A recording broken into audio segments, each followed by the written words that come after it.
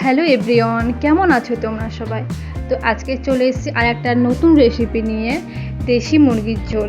এখানে আমি 1.5 কিলো মতো মাংস নিয়ে নিয়েছি আর এই মাংসগুলোকে খুব ভালোভাবে পরিষ্কার করে নিয়েছি আর পিস পিস করে কেটে নিয়েছি।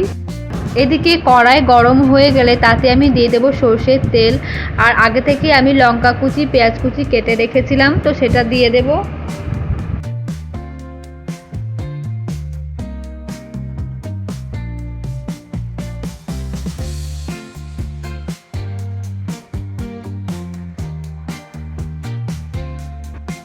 দেন আমি পেঁয়াজটাকে ভালোভাবে নাড়াচাড়া করব, আর পেঁয়াজটা যাতে তাড়াতাড়ি সেদ্ধ হয়ে যায় সেই জন্য আমি অল্প পরিমাণ লবণ ছড়িয়ে দেব, আর তার সাথে দিয়ে দেব 2টো তেজপাতা।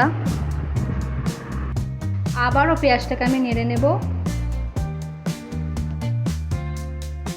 পেঁয়াজটা অনেকক্ষণ ভাজার পরেই যখন লাল হয়ে আসবে তখন আমি তাতে দিয়ে দেবো আদা রসুন বাটা। তোমরা তোমাদের মাংসের কোয়ান্টিটি অনুযায়ী তোমরা দেবে। তো এখানে যেহেতু 1.5 কিলো আমি মাংস নিয়েছি সেই জন্য 2 চামচ মতো এখানে আদা রসুন বাটা দেবো।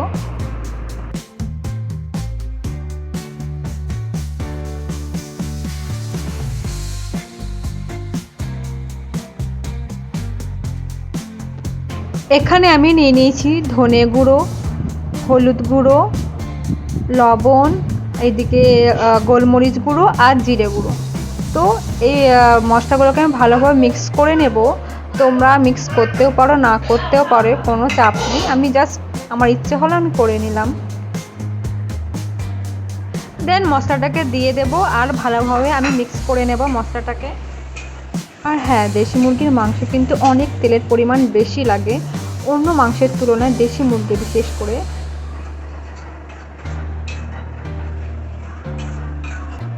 মশলাটাকে ভালোভাবে কষার পর এবার আমি মাংসটা দিয়ে দেব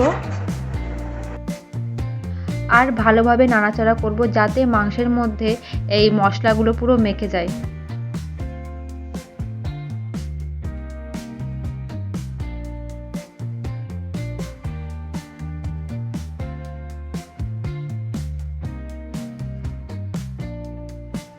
দেখো অনেকটাই কিন্তু কষা হয়ে গেছে। মাংস তুমি যত কষবে তত বেশি টেস্ট হবে মাংসের। তো আমি প্রত্যেকটাই মাংস চেষ্টা করি ভালোভাবে রান্না করার, ভালোভাবে টেস্ট করার। আর একটা অনেক গুরুত্বপূর্ণ কথা বলে দিই, হয়তো অনেকে জানো বা জানো না। তো যে কোনো মাংস করার সময় আমরা কিন্তু ঠান্ডা জল ব্যবহার করি। সেখানে ঠান্ডা জল না দিয়ে আমরা যদি ফুটিয়ে বা জলকে গরম করে দিই তাহলে মাংসের টেস্ট হবে দ্বিগুণ।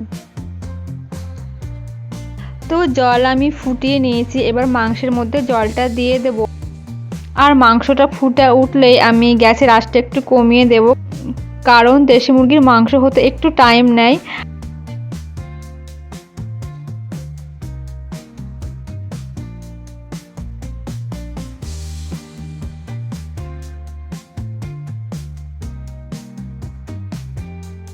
মাংসটা ভালোভাবে ফুটে উঠলে আমি এবার দিয়ে দেবো গরম মশলা গুঁড়ো। তোমরা চাইলেও গোটাও দিতে পারো, কোনো প্রবলেম নেই। দেন রেডি আমাদের দেশি মুরগির ঝোল। তো আজকে রান্নার ভিডিও তোমাদের কেমন লেগেছে অবশ্যই জানাবে, আর তোমরাও বাড়িতে ট্রাই করে দেখবে কেমন হয়েছে সেটাও কিন্তু জানাতে ভুলবে না। তো আজকের মতো এতটাই, দেখা হচ্ছে একটা নতুন রেসিপি নিয়ে। ভালো থাকবে, সুস্থ থাকবে।